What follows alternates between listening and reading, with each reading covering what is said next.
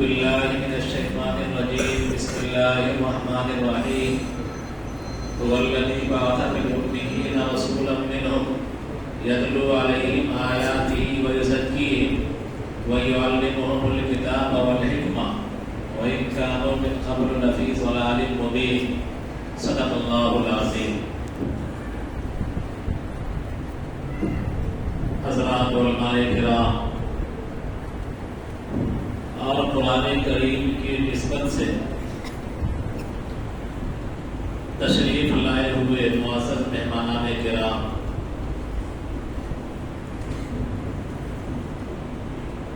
یہ مجلس انتہائی قیمتی مجلس تھی جس کا اختتام ہوا چاہتا ہے. بات کو زیادہ طول دینا مناسب نہیں، اس لیے کہ حضرت مولانا محمد افتخار الحق صاحب دامت برکاتہ العالیہ کی کافی قیمتی بات آپ حضرات کے بیچ آ چکی ہے، اور حافظ قرآن کے استاذ محترم حضرت مولانا خالد سیف اللہ صاحب دامت برکاتہ العالیہ، ان کی بھی قیمتی باتیں آپ حضرات کے بیچ وقت آتی رہی ہیں. اور شاعر اسلام جناب قاری احسان الحق صاحب نے اپنی باتوں میں اور اپنے اشعار میں تمام کچھ کہہ دیا ہے. اب مزید گنجائش نہیں بچتی ہے کچھ کہنے کی. بس میں دو تین باتیں، ایک طالب علم سے ایک درخواست، طالب علم کے استاذ ہمارے بھائی محترم حضرت مولانا خالد سیف اللہ صاحب قاسمی سے، اور ایک گزارش آپ تمام حضرات سے کر کے میں اپنی بات مکمل کر لوں گا اور دعا ہو جائے گی انشاءاللہ.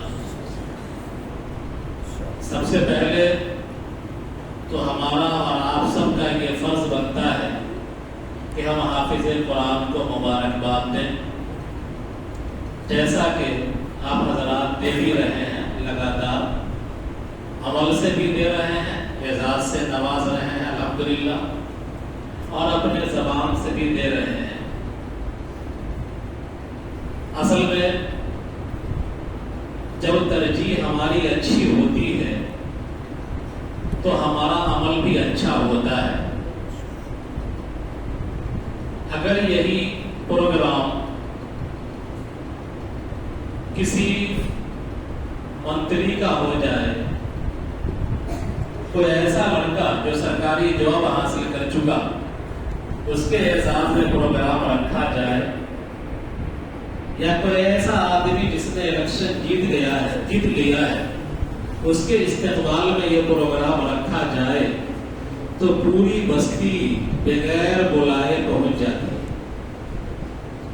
بلانا نہیں پڑتا کسی کو، بس پتہ چل جائے کہ ہمارے گاؤں میں ہمارے علاقے کا نیتا آنے والا ہے، یا ایم ایل اے آنے والا ہے، یا ایم پی آنے والا ہے.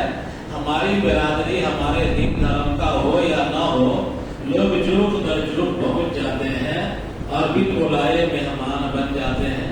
ہر ایک کی خواہش ہوتی ہے کہ ہم نیتا جی کے بازو میں بیٹھ کر فوٹو کھنچوا لیں تاکہ کل کے اخبار میں ہم بھی چھپ جائیں. یہ ہوتا ہے عام طور پر. اپنے طرف تو سیاست کم ہوتی ہے، ہم جس خطے میں رہتے ہیں اس طرف تو سیاست ہی سیاست ہوتی ہے. تو بہرحال، تو جب ترجیح ہماری دنیا ہوتی ہے، ترجیح ہماری کرسی ہوتی ہے، تو ہمارا عمل بھی ویسا ہی ہو جاتا ہے. لیکن ترجیح ہماری دین ہوگی، ترجیح ہماری اللہ اور اس کا رسول ہوگا، ترجیح ہماری اللہ کی بات اور رسول کی بات ہوگی، ترجیح ہمارا قرآن کریم ہوگا. تو ظاہر سی بات ہے کہ قرآن کی نسبت سے یا اہل علم کی نسبت سے یا دین کی نسبت سے جب بھی ہم کو آواز دی جائے گی، آواز ہمارے کان میں دی جائے، دعوت نامہ بھیج کر کے، یا یوں ہی ہم کو خبر لگ جائے کہ فلانی جگہ دین کا پروگرام ہو رہا ہے، تو انشاءاللہ اگر ترجیح ہماری اچھی ہے اور دین ہمارے نزدیک مقدم ہے اللہ اور اس کا رسول ہمارے نزدیک سب سے قیمتی ہے، ہم اس پروگرام میں آنے کی کوشش کرتے ہیں، یہ ایمان کا تقاضا بھی ہے۔ تو سب سے پہلے ہم مسلم قوم کو اپنا ترجیح بدلنے کی ضرورت ہے۔ ہم سارا کام کریں لیکن ہماری ترجیح آخرت ہونا چاہیے، ہماری ترجیح اللہ ہونا چاہیے، ہماری ترجیح رسول اللہ ہونا چاہیے، ہماری ترجیح قرآن کریم ہونا چاہیے، ہماری ترجیح احادیث رسول ہونا چاہیے۔ ہمارا مذہب کسی کو کسی کام سے روکتا نہیں ہے، فرق ہے کہ ہم اپنی ترجیح کو چینج کر دیں انشاءاللہ۔ اگر ہم اس مجلس سے یہ عہد لے کر کے جاتے ہیں کہ انشاءاللہ ہم پوری زندگی اپنے ترجیحات میں سے آخرت کو سب سے زیادہ ترجیح دیں گے، کہتا حدیث کے اندر آتا ہے کہ جس کو جہاں زیادہ رہنا ہے، جس کو جہاں زیادہ رہنا ہے آدمی کو اسی کو ترجیح دینا چاہیے۔ دنیا میں ہم کو 50 سال 60 سال 70 سال کی زندگی ہے، لیکن آخرت کی زندگی تو عبدالآباد ہے، ختم ہونے والی نہیں ہے وہ زندگی۔ تو ہمارے تگو دو، ہماری محنت، ہماری لگن اور ہماری جان، ہمارا مال، ان تمام کو ہم کو آخرت میں لگانا ہے انشاءاللہ، تاکہ آخرت کی جو زندگی عبدالآباد کی زندگی ہے وہ زندگی ہماری خوش و خرم رہے، اللہ ہم سے راضی رہے۔ تو امید کرتے ہیں انشاءاللہ ہم اپنے ہر معاملے میں آخرت کو دیکھیں گے، اللہ اور اس کے رسول کو دیکھیں گے۔ ایک بات ہوئی۔ دوسری بات کہ حافظ قرآن جب اپنے بچوں کو ہم مدرسے میں بھیجتے ہیں یا اپنے بچوں کو ہم مکتب میں بھیجتے ہیں یا اپنے بچوں کو خالد سیف اللہ صاحب جیسے استاذ کے پاس بطور ٹیوشن ہی کے ہم بھیجتے ہیں، مقصود ہمارا اللہ کی رضا ہونا چاہیے، یہ مقصود نہیں ہونی چاہیے۔ آج کل ایک فتنہ چلا ہوا ہے، وہ فتنہ یہ ہے کہ اپنے بچوں کو حافظ قرآن بنا دو، جب وہ قرآن یاد کر لے گا تو اس کا ذہن تیز ہو جائے گا، اب وہ کیمسٹری یاد کرے گا، فزکس یاد کرے گا، بایولوجی یاد کرے گا، میتھمیٹکس بنا لے گا آسانی سے، پاور سیونگ اس کا بڑھ جائے گا۔ یہ غلط ترجیح، یہ نیت اچھی نہیں، بلکہ آپ نے مدرسے میں بھیجا یا مکتب میں بھیجا، قرآن بچہ پڑھ رہا ہے، حفظ قرآن کر رہا ہے، تو آپ کا مقصود اللہ کی رضا ہونا چاہیے۔ بعد میں جو کچھ کروائیے اس سے مطلب نہیں، لیکن نیت یہ نہیں ہونی چاہیے کہ ہمارا بچہ حافظ قرآن بن جائے گا تو اس کو وہ پاور سیونگ اس کا بڑھ جائے گا، اس لیے ہم حافظ قرآن بنا رہے ہیں۔ بہت سارے لوگوں کی زبانیں میں نے سنا ہے، ہم تو جاتے رہتے ہیں مختلف جگہوں پر، پوچھتے ہیں کہ اپنے بچوں کو جو حافظ قرآن بنا رہے ہیں مکتب میں مقصد کیا ہے آپ کا؟ تو حضرت پاور سیونگ بڑھ جاتا ہے، اب وہ میتھ یاد کر لیتا ہے ٹھیک سے، بایولوجی ٹھیک سے یاد کر لیتا ہے، ریزلٹ اس کا اچھا ہے، ریزلٹ اچھا آئے گا ہی انشاءاللہ۔ نیت کیجئے گا، جب گائے خریدتے ہیں تو نیت دودھ کی ہوتی ہے، گوبر تو فری میں مل ہی جاتا ہے۔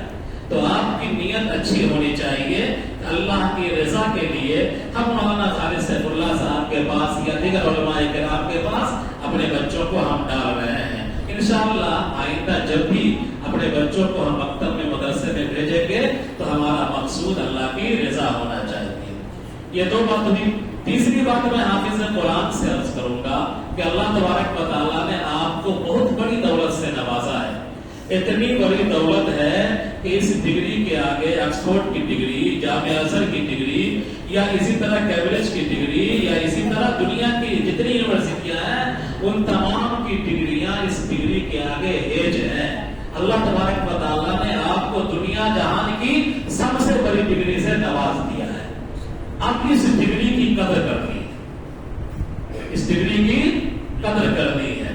ڈاکٹری کر کے آتا ہے آدمی ڈگری لے کر کے تو عرفی طور پر ڈاکٹر بولا جاتا ہے، لگ گیا تمہارا ڈاکٹر صاحب بولتے ہیں، لیکن اصل کون ہوتا ہے؟ جب وہ اس ڈاکٹری کو سنبھالتا ہے، مریض کو دیکھتا ہے، کلینک چلاتا ہے، تو لوگ سمجھتے ہیں کہ ہاں واقعی اس کے ذریعے سے خلق خدا کو فائدہ پہنچ رہا ہے، یہ قابل ڈاکٹر ہے۔ تو اللہ تبارک و تعالیٰ نے آپ کو سب سے بڑی ڈگری سے نوازا ہے، اس ڈگری کی قدر کرنی ہے آپ کو۔ اور قدر یہ ہے کہ جس طرح ابھی آپ نے آخری سبق سنایا ہے، عہد کیجئے انشاءاللہ کہ ہم ایک بیٹھک میں حضرت مولانا خالد سیف اللہ صاحب قاسمی کو جو آپ کے استاذ محترم ہیں، ایک بیٹھک میں اسی طرح اسی مسجد میں پورا قرآن صبح سے لے کر شام تک سنائیں گے انشاءاللہ۔ تو آپ بیٹھ کرتے ہیں ایسا انشاءاللہ۔ دوسرا کہ پریکٹس میں قرآن کو لائیں گے، اس لیے کہ ڈگری تو مل گئی، اب پریکٹیکل میں پریکٹس نہیں کیجیے گا تو جب بھی لوگ ڈاکٹر کہیں گے، عرف میں نام میں ڈاکٹر جڑ جائے گا لیکن کام کے آپ نہیں رہیں گے۔ تو آپ کو قرآن کریم کو پریکٹس میں لانا ہے، روزانہ 3 پارہ قرآن کریم کی تلاوت کرنی ہے۔ زبانی آپ اگر 3 پارہ روزانہ پڑھتے ہیں تو انشاءاللہ تا حیات آپ کے سینے میں قرآن کریم محفوظ رہے گا، اور جب تا حیات آپ کے سینے میں قرآن محفوظ رہ گیا تو قیامت کے دن اللہ تبارک و تعالیٰ آپ سے کہے گا اقرأ وارتقی ورتل کما کنت ترتل فی الدنیا، کہ پڑھتا جا اور جنت کی منزلوں پر چڑھتا ہے۔ لیکن اگر آپ نے قرآن کو فراموش کر دیا، قرآن کے حقوق کی ادائیگی نہیں کی، اور مقصود آپ کا یہی رہا کہ ہم تو قرآن پڑھ لیے ہیں، حافظ ہو گئے، ہمارے نام کے ساتھ حافظ صاحب لگ گیا، تو میرے عزیزوں اللہ تبارک و تعالیٰ کے یہاں بڑا سخت مواخذہ ہوگا۔ قرآن کریم کے چھوڑنے والے کا پتھر سے سر کچلا جاتا ہے، ایسے حافظ قرآن کا یا ایسے آدمی کا جو قرآن کو پڑھنا، قرآن پر عمل کرنا اور قرآن کو یاد کر کے فراموش کر دیا، ایسے لوگوں کا اکثر پتھر سے کچلا جاتا ہے، اس لیے کہ اللہ تعالیٰ نے سب سے بڑی ڈگری سے نوازا اور اس نے اس کی قدر نہ کی۔ لہذا آپ کو 3 پارہ پابندی کے ساتھ قرآن کریم کی تلاوت کرنی ہے۔ آپ کی بات پوری ہوئی۔ خالد سیف اللہ صاحب سے گزارش ہے، مولانا خالد سیف اللہ صاحب الحمدللہ صلاحیت بھی ہے اور صالحیت بھی ہے، ان کے اندر 2 خوبی جس عالم دین کے اندر جمع ہو جائے وہ جہاں بھی رہتا ہے تو اللہ تعالیٰ اس کے ذریعے سے خلق خدا کو فائدہ پہنچاتے ہیں۔ صرف صلاحیت کا ہو جانا کمال نہیں ہے، صلاحیت کے ساتھ صالحیت جس کو نیکی کہتے ہیں، تقویٰ کہتے ہیں، اگر کسی عالم دین کے اندر یہ دونوں چیزیں جمع ہو جاتی ہیں تو انشاءاللہ ہمالیہ کے دامن میں بھی چلا جائے گا تو اللہ میاں وہاں سے بھی اس سے کام لے گا انشاءاللہ۔ تو اللہ کا فضل ہے کہ آپ کے اندر صلاحیت بھی ہے، صالحیت بھی ہے، اس کا شکریہ ادا کرنا ہے۔ وہ شکریہ یہی ہے کہ آپ کسی طرح بچوں کو نکالتے رہیں اور ساتھ میں بچوں کو قرآن کریم کے معانی بھی پڑھاویں۔ جب بچہ آپ کے پاس حافظ بن جائے تو قرآن کریم کے معانی پڑھاویں۔ احکام کی 500 آیتیں ہیں اور بقیہ آیتیں ترغیب کی ہیں، ترغیب کی ہیں، تو بقیہ آیتیں آسان ہے پڑھانا، تو احکام کی آیات کو چھوڑ کر کے دیگر آیات کا ترجمہ بچہ آسانی سے یاد کر لیتا ہے، سمجھ بھی جاتا ہے۔ ہمارے ایک دوست ہیں مولانا فضل رب صاحب قاسمی، حیدرآباد میں اسی طرح ایک مسجد کے امام و خطیب ہیں الحمدللہ، اور اپنے مسجد سے انہوں نے اب تک تقریباً 44-45 بچوں کو حافظ قرآن بنایا اور ساتھ میں قرآن کریم کا ترجمہ بھی پڑھایا، بنیادی عربی بھی پڑھائی، دھیرے دھیرے اسی طرح ٹیوشن کے طور پر پڑھائی، اور اللہ کا فضل ہے کہ وہ اس ٹیوشن میں مکتب کی شکل میں گھنٹہ 2 گھنٹہ کے کلاسز میں وہ بخاری شریف کے منتخب ابواب بھی پڑھاتی ہے، ابو داؤد شریف کے منتخب ابواب پڑھاتی ہے۔ اب ان کے اس مکتب سے پڑھنے والا بچہ سبیل السلام جیسے ادارے سے نکلنے والے سے کم نہیں ہے الحمدللہ، کیونکہ یہاں خصوصی محنت ہوئی آپ کی، آپ نے 1 بچے پر، 2 بچے پر، 3 بچے پر انفرادی محنت کی اور اس کو اس قابل بنایا کہ قرآن کریم کا ترجمہ سمجھ سکے، احادیث کو سمجھ سکے۔ یہی کار انبیاء ہے۔ میں نے آیت پڑھی ہے هو الذی بعث فی الامیین رسولا منہم یتلو علیہم آیاتہ ویزکیہم ویعلمہم الکتاب والحکمہ۔ اس میں اللہ تبارک و تعالیٰ نے نبی کریم صلی اللہ علیہ وسلم کے 4 اہم امور کو ذکر کیا ہے۔ پہلا امر یہ ہے کہ آپ صلی اللہ علیہ وسلم کی شان بیان کی، هو الذی بعث فی الامیین رسولا منہم یتلو علیہم آیاتہ۔ اللہ ہی وہ ذات ہے جس نے عربوں کے درمیان، ان پڑھوں کے درمیان انہی میں سے ایک رسول کو مبعوث فرمایا جن کا پہلا کام یہ ہے یتلو علیہم آیاتہ، کہ وہ اللہ کی آیات کی تلاوت کرتے ہیں، یعنی خود بھی اللہ کی آیات کو سیکھتے ہیں اور لوگوں کو بھی اللہ کی آیات سکھاتے ہیں، یعنی قرآن کریم کی تلاوت کرتے ہیں۔ وَيُزَكِّيهِمْ، اور جو آپ پر ایمان لے آتے ہیں ان کے دلوں کی صفائی کرتے ہیں، ان کے دلوں کا تزکیہ کرتے ہیں، کفر سے، شرک سے، نفاق سے، حسد سے، چغلی سے، بدگوئی سے، نفرت سے، عداوت سے، حسد سے، ان تمام سے وہ لوگوں کے دلوں کی صفائی کرتے ہیں۔ وَيُزَكِّيهِمْ، دوسرا کام وَيُعَلِّمُهُمُ الْكِتَابَ، اور کتاب اللہ کے معنی بیان کرتے ہیں، کتاب اللہ کے احکام بتلاتے ہیں، کتاب اللہ کے مفاہیم کو سمجھاتے ہیں، اس کے ترجمے کو، تشریح کو بتلاتے ہیں۔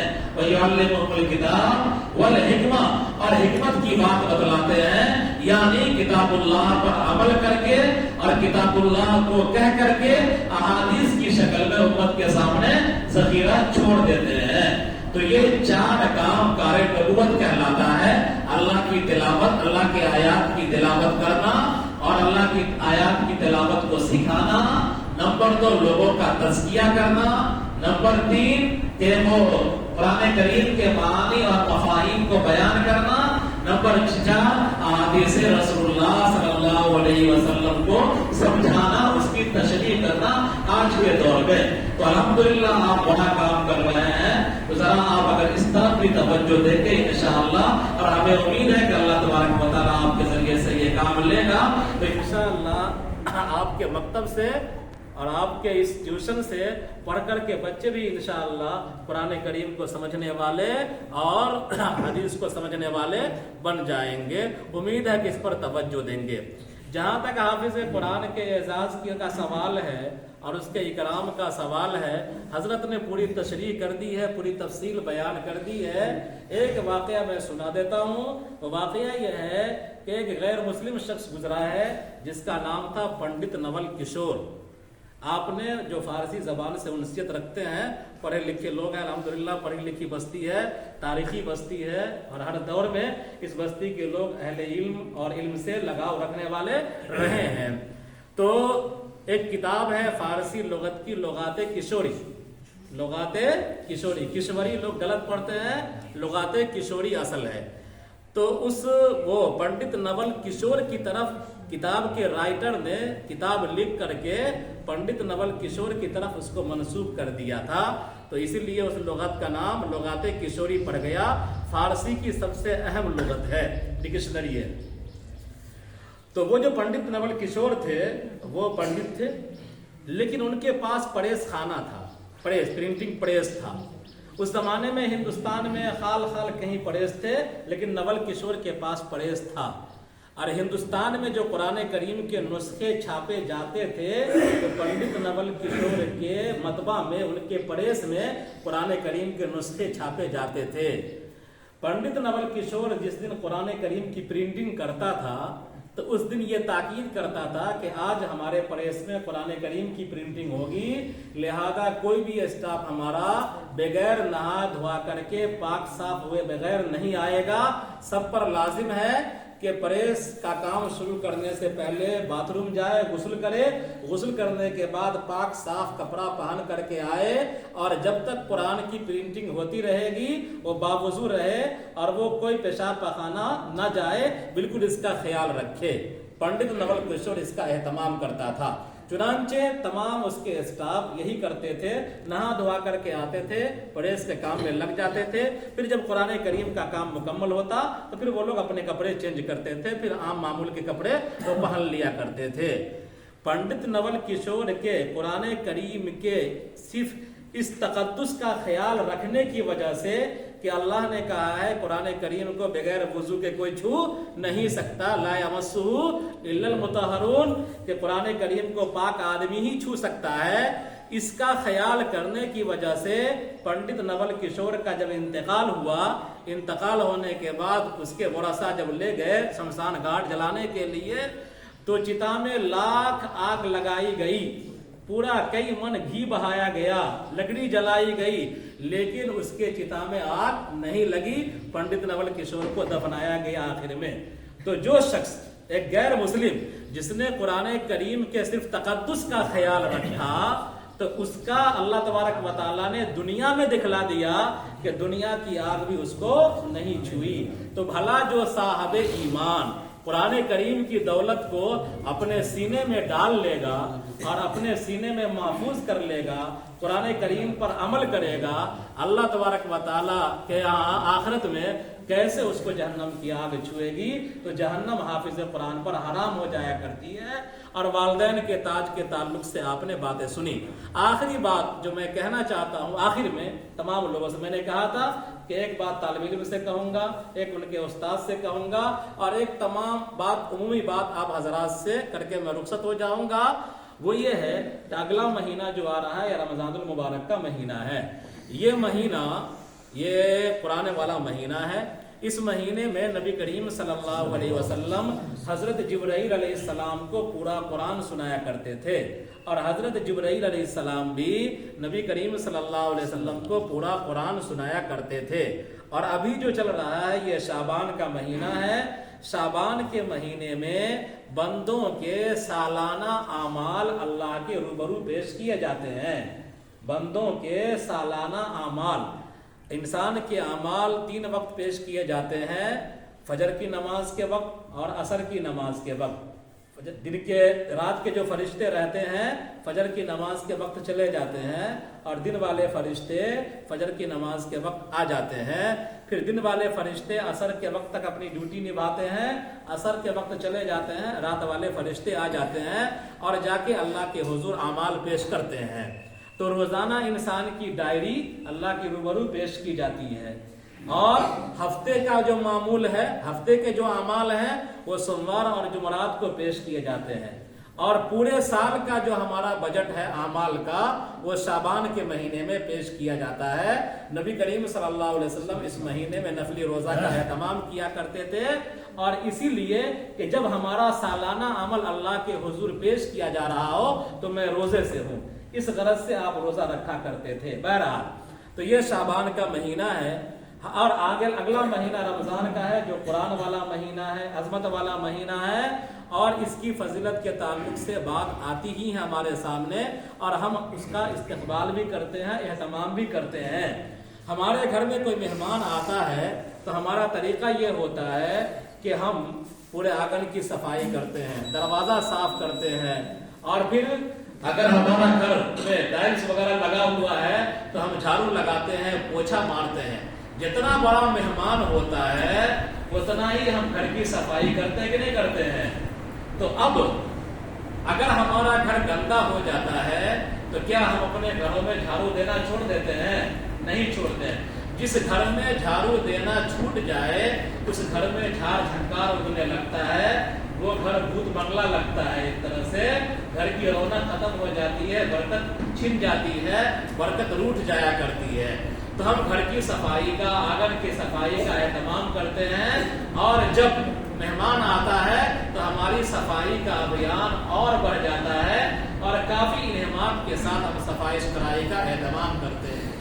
ایسے ہی میرے محترم ہمارا دل جو ہے یہ ہمارا آنگن ہے، ہمارے دل میں گرد و غبار آتے رہتے ہیں، پورے سال آتا رہتا ہے، ایک دوسرے کے تعلق سے نفرت آتی ہے، کبھی عداوت آتی ہے، کبھی غصہ آتا ہے، کبھی حسد آتا ہے، کبھی ہرس آتی ہے، طرح طرح کی برائیاں، گندگیاں، جس طرح پورا کرکٹ ہمارے گھروں میں آتا ہے اس طرح گندگیاں ہمارے دلوں میں آتی ہیں۔ تو جس طرح مہمان کی آمد پر ہم گھر کی صفائی ستھرائی کا اہتمام کرتے ہیں، اسی طرح یہ ماہ مبارک اللہ کا مہمان ہے، اس لیے کہ نبی کریم صلی اللہ علیہ وسلم نے فرمایا رمضان و شہر اللہ، کہ رمضان اللہ کا مہینہ ہے، اللہ تبارک و تعالیٰ نے قرآن کریم اس میں نازل کیا ہے، تو عظیم مہمان ہمارے سروں پر دستک دے رہا ہے، لہذا اس مہمان کا سب سے بڑا استقبال یہ ہے کہ آپ کے گھر میں کچری بنے نہ بنے، چنا بنے نہ بنے، چورا بنے نہ بنے، ککڑی آوے نہ آوے، کھیرا آوے نہ آوے، لیکن سب سے بڑا استقبال اس کا یہ ہے کہ اپنے دل کو رمضان کی آمد سے پہلے ہم صاف کر لیں، نفرت کو ہم ختم کر لیں، عداوت کو ہم ختم کر لیں، ایک دوسرے کے تعلق سے جو حسد ہے ہمارے دلوں میں اس کو ہم ختم کر لیں، اور بھائی بھائی کی طرح ہو جائیں، اور آگے بڑھ کر ہم رمضان کا استقبال کریں، اور جیسا مہمان ہوتا ہے اسی کے شان استقبال کیا جاتا ہے اس کا، تو ایسے ہی کچھ عبادات کے ذریعے سے، کچھ روزوں کے ذریعے سے، کچھ صدقہ و خیرات کے ذریعے سے، کچھ تسبیحات کے ذریعے سے ہم آگے بڑھ کر کے لپکنے والے بن جائیں۔ اللہ تبارک و تعالی ہم سب کو وہ مبارک مہینہ نصیب فرمائے اور اس کی کما حق قدر کرنے کی توفیق عطا فرمائے۔ اپنا بجٹ بنا لیں کہ ہم کو قرآن کریم اتنا پڑھنا ہے، ایک ختم قرآن کریم پڑھنا ہے، ترجمہ جو ہے لکھا ہوا اس ترجمے کو بھی پڑھنا ہے، جتنا ہو سکے اتنا پڑھنا ہے۔ اما پارا پڑھنا آسان ہے تو کم سے کم اما پارا کا ترجمہ پڑھنا ہے۔ یا اپنے امام صاحب سے گزارش کرنی ہے کہ امام صاحب یہ مبارک مہینہ آ رہا ہے، اب امام صاحب کچھ دیر آپ درس قرآن دے دیجئے تاکہ ہم بھی سمجھیں قرآن میں اللہ کیا کہہ رہا ہے۔ ارے امام صاحب جب بتلائیں گے 10 آیت کا ترجمہ کریں گے، 10 بات بتلا دیں گے، 10 بات ہم کو سمجھ میں نہیں آئے گی، ایک بات تو سمجھ میں آئے گی۔ اتنے دیر سے آپ حضرات علماء کرام کے بیانات کو سن رہے ہیں، ظاہر سی بات ہے بات آ رہی ہے جا رہی ہے، لیکن کچھ نہ کچھ آپ کے ذہن میں بیٹھ رہی ہے باتیں، تو آپ مذاکرہ کریں گے، دین کی مجلس میں بیٹھیں گے اور قاری صاحب سے، مولانا صاحب سے درخواست کریں گے کہ موقع کی مناسبت سے کچھ آیات کا ترجمہ کر دیجئے، کچھ احکام ہم کو بتلا دیجئے، سورہ فاتحہ کا ترجمہ ہم کو سکھا دیجئے۔ ہم کو علم تر کیفا تک عام طور پر تمام لوگوں کو یاد ہوتا ہے، حضرت علم تر کیفا سے لے کر کے اور سورہ ناس تک کا ترجمہ ہم کو اس رمضان میں یاد کرا دیجئے۔ اگلے رمضان میں ہم دیکھیں گے، بڑھائیں گے اپنا کورس، تو انشاءاللہ اگر یہ سب کریں گے تو اللہ تبارک و تعالی قرآن کے برکات سے، قرآن کے انوار سے آپ کو مالا مال کرے گا اور آپ کی نسلوں کو بھی مالا مال کرے گا۔ لا يصلح آخر هذه الامة الا بما صلح به اولها۔ صحابہ کرام کی بھی اصلاح قرآن کریم سے ہوئی ہے، تابعین کی بھی اصلاح قرآن کریم سے ہوئی ہے، تبع تابعین کی بھی اصلاح قرآن کریم سے بھی ہوئی ہے، ہماری اور آپ کی اصلاح بھی قرآن کریم ہی سے ہوگی۔ لہذا قرآن کریم سے جتنا رشتہ ہمارا مضبوط ہوگا، اللہ تبارک و تعالیٰ اپنے فضل سے ہماری زندگی میں اتنے ہی اچھے احوال پیدا کرے گا اور اچھے اعمال کی ترغیب ہم کو ملتی رہے گی اور اچھے اعمال کی توفیق عنایت ہوتی رہے گی۔ تو انشاءاللہ قرآن سے اپنا رشتہ ہم بنائیں گے اور پورے سال جو ہم چھوڑے ہوئے ہیں قرآن کریم کی تلاوت کو، اس ایک مہینے میں قرآن کریم کو اوڑھنا بچھونا بنا لیں گے۔ چند آیات سیکھیں گے، نہیں سیکھے ہوئے ہیں تو سیکھیں گے، سیکھے ہوئے ہیں تجوید درست کریں گے، معنی کو سمجھنے کی کوشش کریں گے کہ ہماری نماز درست ہو جائے اور ہمارا روزہ درست ہو جائے، ہمارے اچھے اعمال درست ہو جائیں۔ یہ سب سیکھ کے کریں گے تو انشاءاللہ اللہ تبارک و تعالیٰ آپ کی زندگی میں نکھار کرے گا۔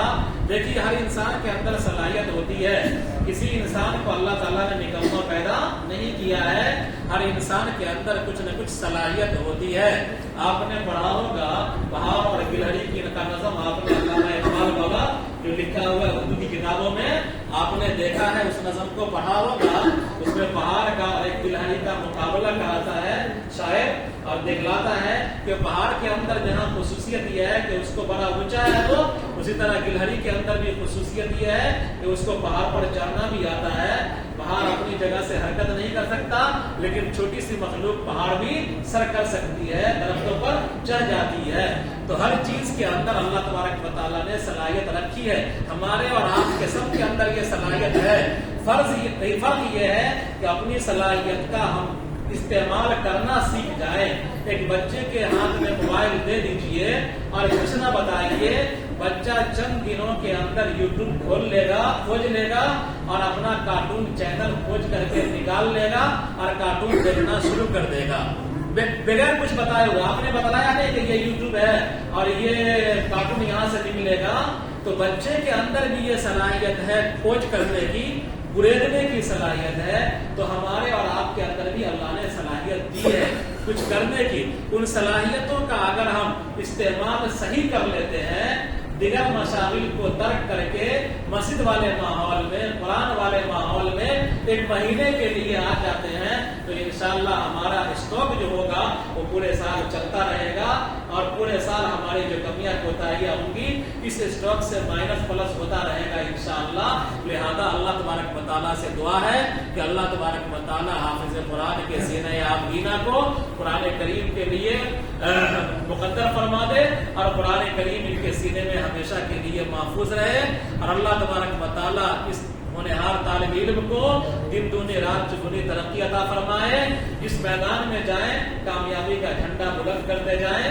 अल्लाह ताला इनको ऐसा बना दे, इनके वालिदैन को अल्लाह तबारक व तआला दुनिया की दौलतों से भी नवाजे, उखरवी इनामात से भी नवाजे, इनके तमाम रिश्तेदारों को भी दीनी और उखरवी बरक़ात से माला माल फरमाए। और इनके उस्ताद जो मौलाना खालिद सैफुल्लाह साहब कासमी हैं, अल्लाह तबारक व तआला इन पर भी रहमत और बरकतों की बारिश बरसाता रहे और इनसे खल्क़े खुदा को फायदा पहुंचता रहे। ता हयात अल्लाह तबारक व तआला इनसे और मिल्लत की मसीहियाई का काम लेता रहे। और जो हमारे मुखलिसीन यहाँ आए हैं, सबके दिलों में कुछ न कुछ अरमान होगा। अल्लाह तबारक व तआला सबके जायज़ तमन्नाओं को पूरा फरमाए। और आप हज़रात अहद करके जाएं कि इंशाअल्लाह हम अपनी औलाद को भी हाफिज़ कुरान बनाएंगे। क्या बेहतर ये नहीं है कि अल्लाह ताला ने आपको 5 औलाद दिया है, 6 औलाद दिया है, 50-50 बांट लीजिए। 6 औलाद को तो बुनियादी तालीम दे दीजिए दीन की, 3 औलाद को आप डाल दीजिए दुनियावी उलूम के लिए, 3 औलाद को डाल दीजिए उखरवी उलूम के लिए। कोई दिक्कत की बात नहीं है। बुनियादी तालीम तो सबको दीजिए, हलाल और हराम की तमीज़, इबादत कैसे करना है, हलाल क्या है, हराम क्या है, नमाज क्या है, रोज़ा क्या है, ईमान क्या है, अकीदा क्या है। ये तो हर बच्चे का पैदाइशी हक है माँ बाप का। जिस तरह हुकूक की बात चलती है ना आजकल, तो जितने बच्चे हमारे घरों में हैं वो तमाम बच्चों का ये बुनियादी हक है, जिसको आप लोग अपनी जबान में कहते हैं फंडामेंटल राइट्स। तो बच्चों का बुनियादी हक है कि उसको दीन की जरूरियात की तालीम दी जाए। जब आप दीन की बुनियादी जरूरियात की तालीम आप दे चुके हैं तो बांट लीजिए, 3 बच्चों को डाल दीजिए अल्लाह वाले इल्म में, 3 बच्चों को डाल दीजिए आप अल्लाह तबारक दूसरे उलूम में। अल्लाह तबारक व तआला आपको दुनियावी बरकतों से भी नवाजेगा, उखरवी बरकतों से भी नवाजेगा। इनसे जो कमियां कोताहियां होंगी दूसरा बच्चा दूर कर देगा, दूसरे बच्चे से जो कमियां कोताहियां होंगी दीन वाला बच्चा दुरुस्त कर देगा। इस तरह बांट लेते हैं अगर आप, तो इंशाअल्लाह कोई दिक्कत नहीं होगी, आपकी जिंदगी सही नहज पर गुजर जाएगी। तो ये ऐसा करने की जरूरत है। अल्लाह तबारक व तआला हम सबको कहने सुनने से ज्यादा अमल की तौफीक अता फरमाए। पढ़ा दीजिए, आप पढ़ाइए, जितना पढ़ना दीजिए कम दीजिए, बनाइए कारी साहब को दीजिए, मौलाना को दीजिए, मौलाना इफ्तिखार साहब को, हजरत को दीजिए, मौलाना दिया जाए।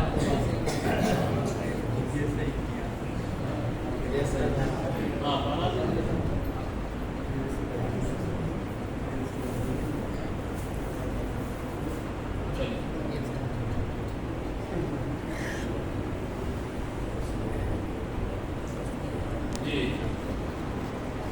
बहुत सारे लोगों ने कारी साहब से दुआ की दरख्वास्त किया है। अल्लाह तबारक व तआला हम सब की दुआओं में उनका हिस्सा अता फरमाए। अल्लाह तबारक व तआला उनकी जायज़ तमन्नाओं को पूरा फरमाए। अल्लाह तबारक व तआला इस बच्चे को पूरी बस्ती के लिए ज़ख़ीरा आखिरत बनाए। तमाम मरहूमीन मरहूमात के लिए दुआ कीजिए। कारी साहब के साहबज़ादा हैं, उनकी सेहत ठीक नहीं रहती है। अल्लाह ताला से दुआ कीजिए कि अल्लाह ताला इनके कुरान करीम की खिदमत के तुफ़ैल और कुरान करीम से लगाव की तुफ़ैल और मस्जिद में बाजमात नमाज पढ़ाने के तुफ़ैल अल्लाह तबारक व तआला इनके बच्चे को सेहत अता फरमाए। और एक कारी साहब है, इनका छोटा बच्चा है दान गाजी, तो उसके लिए दुआ कर दीजिए। अल्लाह ताला उनको भी सेहत अता फरमाए, शिफा अता फरमाए। अल्लाह